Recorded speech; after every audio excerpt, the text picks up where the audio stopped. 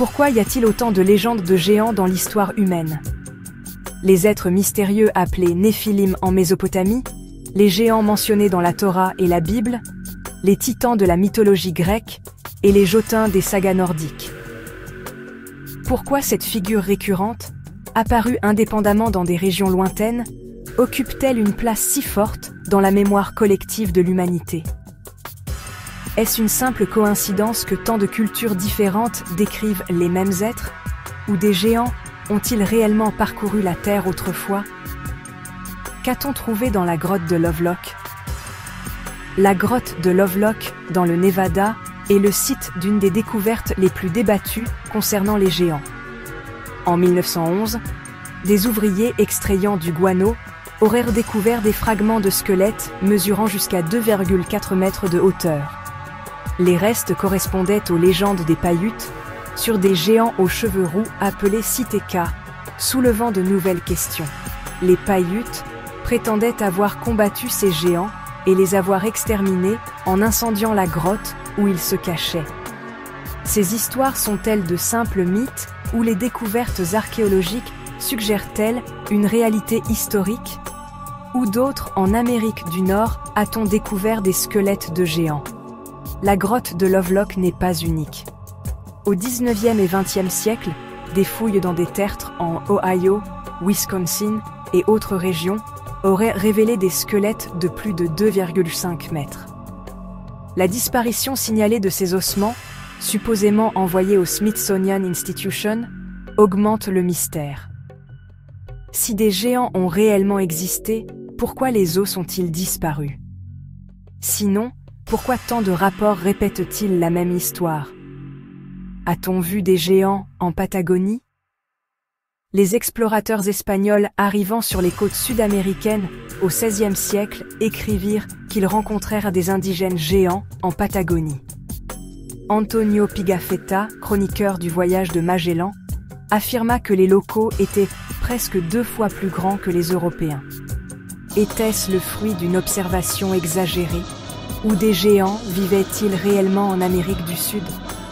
Y a-t-il des témoignages de géants en Asie et en Afrique? Des textes anciens de Chine et de l'Inde mentionnent des géants. Les textes sacrés hindous racontent des batailles entre dieux et géants, tandis que les légendes chinoises évoquent des montagnes où vivaient des géants. Dans la région du Balouchistan au Pakistan, un squelette de 3,5 mètres aurait été découvert au XXe siècle. En Afrique, des ossements anormalement grands ont été retrouvés dans des fouilles en Afrique du Sud. Ces découvertes sont-elles une pièce perdue de l'histoire humaine ou de simples restes mal interprétés? Les géants ont-ils vraiment vécu en Europe? Dans la mythologie irlandaise et écossaise, les géants lancent des pierres, construisent des ponts et affrontent les humains.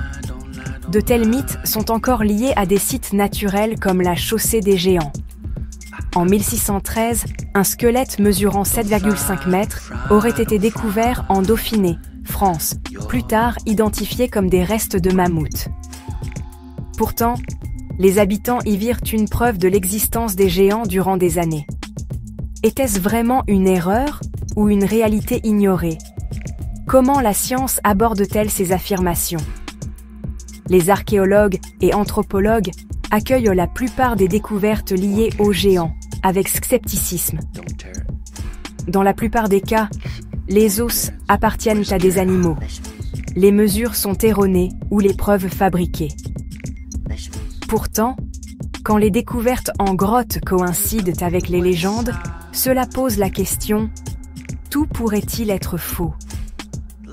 La science a-t-elle raison de rejeter toutes les légendes ou faut-il plus de recherche? Cache-t-on les preuves de l'existence des géants?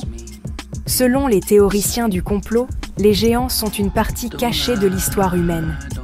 Si leur existence était confirmée, notre compréhension de l'évolution, des textes religieux et des mythes serait réexaminée. On suggère que certains instituts ont dissimulé des découvertes. Les affirmations selon lesquelles la Smithsonian Institution cacherait des squelettes géants alimentent ces soupçons. Que signifient les similitudes mythologiques? Les titans grecs, les néphilim hébreux, les jotun nordiques. les géants Sitéka des Paiutes et les natifs géants de Patagonie. Tous sont décrits comme ayant une taille remarquable, forts et en conflit avec les humains. Ces similitudes à travers les terres lointaines reflètent-elles une vérité historique commune ou simplement des peurs universelles et l'imagination humaine? L'analyse ADN, la datation au carbone et l'archéologie avancée peuvent révéler les secrets du passé. Si des restes vérifiables de géants étaient découverts, une telle découverte pourrait réécrire l'histoire. Cependant, les preuves retrouvées sont plus mystérieuses que définitives. Les futures fouilles révéleront-elles la vérité derrière ces légendes? Alors, les géants, mythes ou réalité?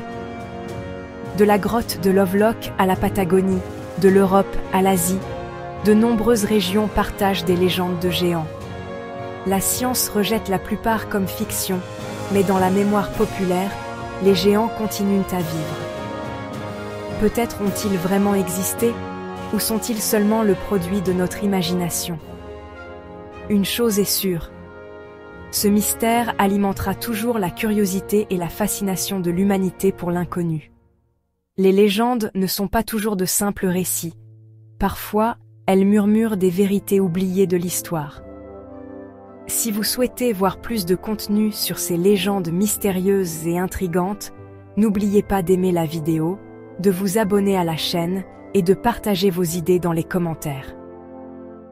Pensez-vous que les géants ont vraiment existé, ou ces histoires sont-elles de la pure fantaisie? Écrivez vos avis ci-dessous et rejoignez la discussion.